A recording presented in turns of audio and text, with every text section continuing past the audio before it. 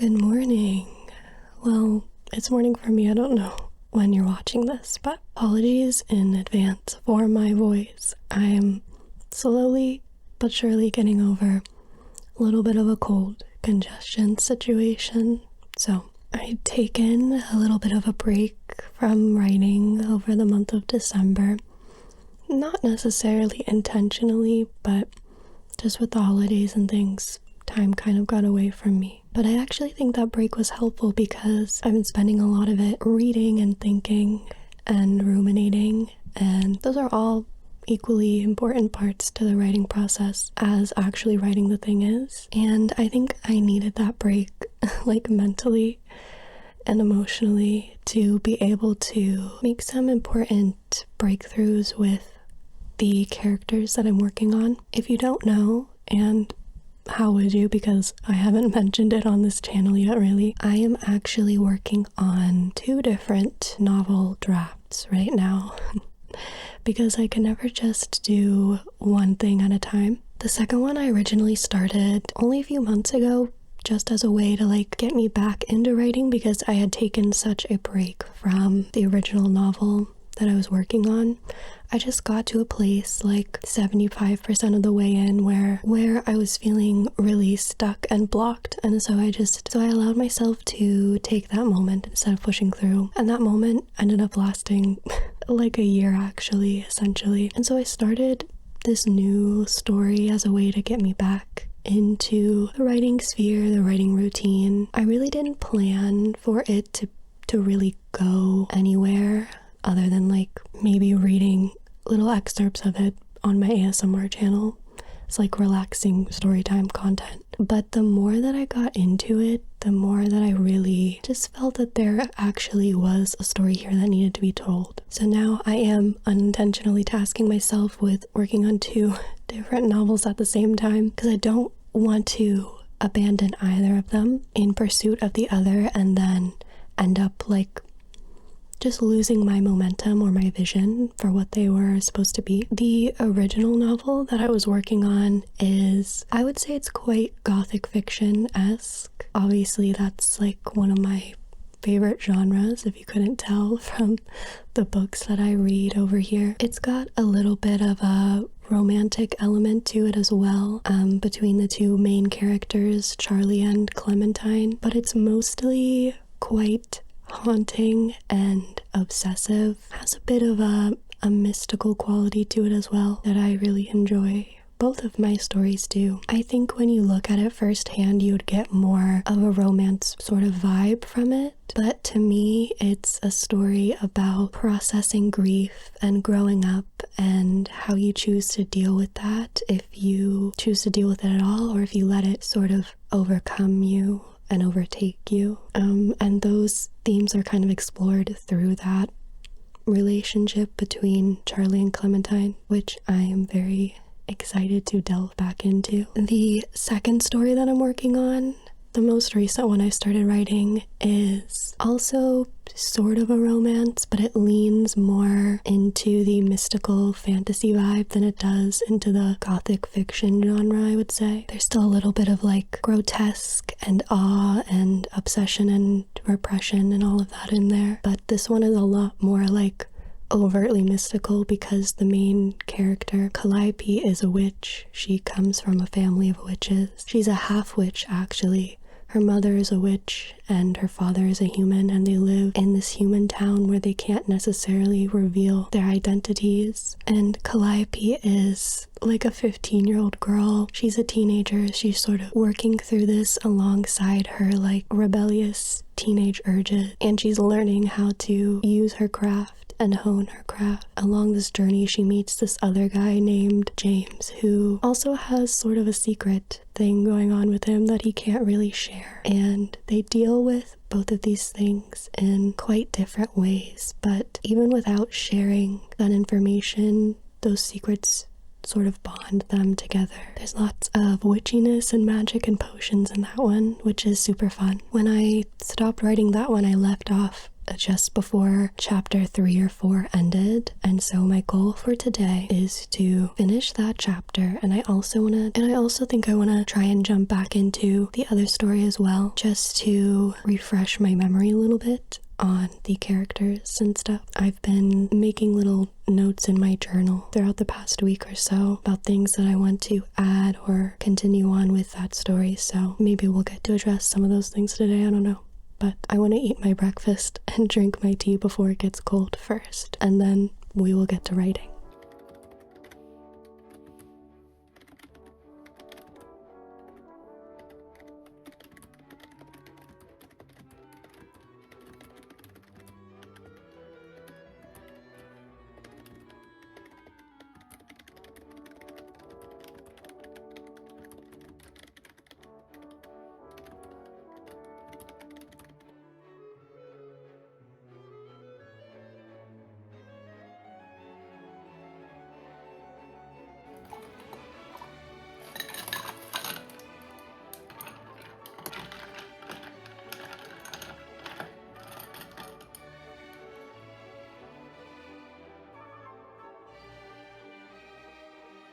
So it's the next day now. I'm still wearing the same sweater.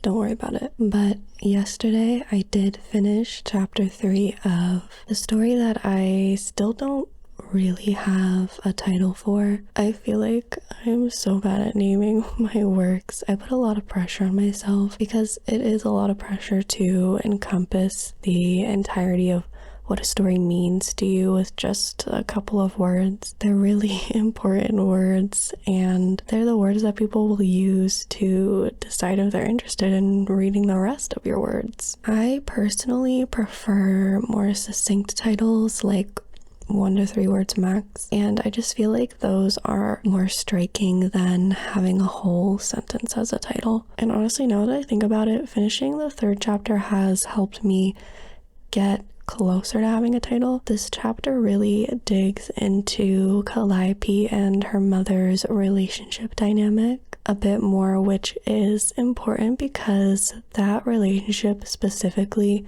really shapes Calliope's worldview and the decisions she makes later on in the book. They're doing a magic lesson, but before that, her mother gives her a little bit of a real life lesson related to a previous incident. And she shows Calliope all of her ancient hidden away potions that are so glittery, and they come in all different shapes and sizes. They're so beautiful. I had a lot of fun writing their descriptions. But it's a real kind of bonding moment between the two of them. And her mother ends the interaction by saying, "You see how delicate these vessels are?" "Yes," Calliope nodded. "Let this serve as a reminder that you must handle immense power with care. That's what distinguishes an ordinary practitioner from a true sorceress." And I think this moment is going to be really important for both Calliope and the story's development. So for now, we're just going to refer to this story as Delicate Vessels. I think it's got a good mouthfeel to it. It relates back to the story, and I might change it later, but I feel good about it right now. So, chapter 3 of the first draft of Delicate Vessels is officially complete. And it only took me like an hour or so to finish it, which surprised me because I'm kind of a slow writer. And then afterward, I read part of my other story to try to re-immerse myself back into that world. And I took a break from writing to try to film another video for this channel that I am excited for if it ever actually comes to fruition. I gave up halfway through filming though because I was listening back and I still sounded so congested. You could literally hear my ears clicking in the video when I spoke. It was so annoying to me. We will have to see if any of that footage is actually salvageable or if I'm gonna have to redo it at some point, even though I really don't want to. But I'll be fine.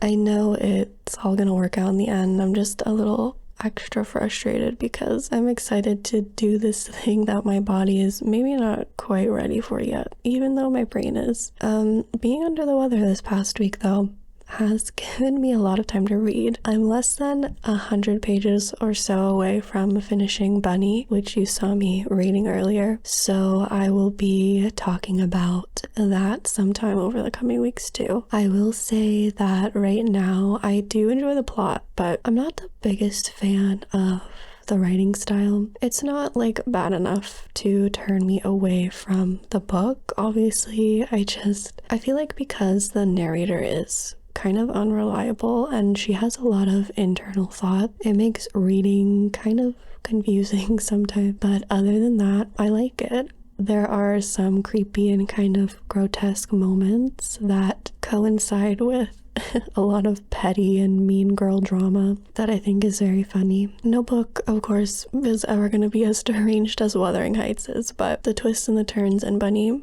I still find pretty entertaining. So now, today, it is time to turn my attention back to my other story, my original story, and that one does have a title already. It's called Magdalene, and you might be thinking, why is a story called Magdalene when the main characters are named Clementine and Charlie? And that's because there is a secret third character.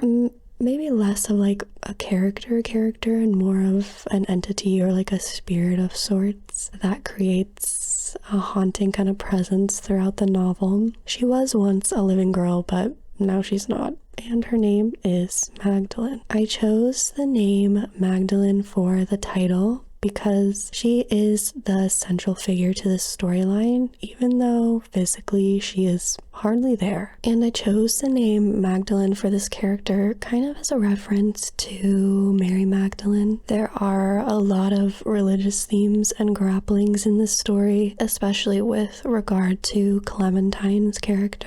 And so I thought it was fitting. And in the Bible, Mary Magdalene's story is never told from her personal perspective. It's all written by various men's different accounts of her. We never get to truly know her through herself, only through other people's experiences with and of her, and that's always been really striking to me, and I'm finding it really like exciting and meaningful to explore in the story and throughout my own writing, because the same can be said about Magdalene in my story. Everyone is constantly projecting stuff onto her and twisting her into these different versions to satisfy their personal memories and their personal wounds and their insecurities. Even when she does speak in the story through like flashback scenes or in her more ghostly form, it's always through either Clementine or Charlie's lens, because I'm writing this as a first-person dual perspective point of view, and that's kind of why I chose that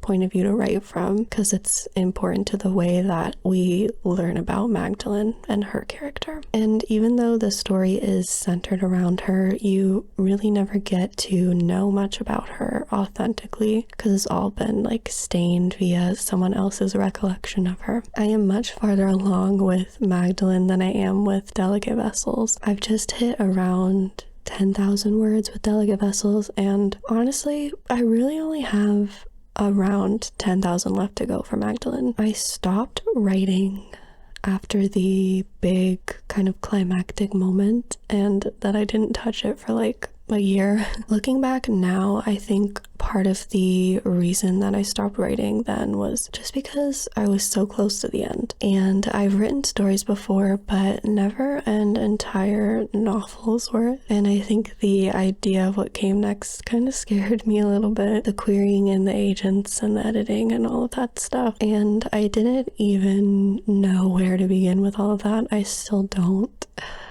And even just the thought of handing my baby over to some of my English degree friends to read over and critique made me a little nervous too. I value constructive criticism and I want the story to be the best that it can be, but it's also my first one and I feel extra kind of cautious and protective with it. I also got to the climax scene and I realized on my own some of the things that I'm gonna need to go back and adjust a little bit. For some reason, Charlie's character arc has been so much easier to write than Clementine. I relate to both of the characters in certain ways, but Clementine really feels like an extension of me in a lot of ways. Writing her character has made me confront things about myself that I didn't know needed confronting. But that's like the beautiful and horrifying thing about creating any kind of art. You have to get really comfortable with all parts of yourself in order to make something vulnerable and meaningful and compelling. Clementine really struggles with her identity. She's at a point where she's trying to discover who she is outside of her family, who she's kind of come to understand as quite like restrictive and kind of immature in a lot of ways. And I started writing her at a time in my life when I was newly an adult as well and trying to understand who I was outside of the people that raised me. Taking time away from writing this story means that I've had time to grow, but Clementine's kind of been left at this fledgling sort of state. So now I'm looking at her character from a whole different perspective than when I first started, and I think because of that, I'm now better equipped to finish fleshing out her character and really do justice to the story that I love so much. The crux really of Clementine's identity issues come from the fact that she is the eldest daughter of many, many siblings, and she also has sort of a strange relationship with her mother. Mother-daughter relationships, I'm coming to find, are important to both of the stories I'm telling, I guess. Both of the girls, Calliope and Clementine, don't know a ton about their mothers' respective upbringings and the lives they had before they became mothers and wives that shaped them into the women they are in the present. I won't tell you too much, but Clementine knows a bit about her mother's past from before she settled down and started a family, from like kind of outside sources. Not a ton though, and even with that small bit of knowledge, it's enough to sort of disillusion her from her mother for who she has become in the present. Clementine's wondering about her mother creates a lot of resentment that bubbles under the surface for a lot of the story, and that impacts her relationship with all of the other characters in the book, especially Charlie and her two friends, Alice and Pearl. I was journaling a little bit about this last week just to dip my toe in the water back into the story, and I started to write some dialogue between them for this discussion that I wanted them to have near the end of the story, where Clementine tries her best to finally face a lot of these feelings about her mother head on with her mother, instead of just ruminating on them and like leaving these sort of passive aggressive marks, because one thing Clementine loves to do is to ruminate. So my goal for today is to hopefully flesh out this conversation a bit more, and I think that will help me feel more comfortable about where Clementine's character ends up. So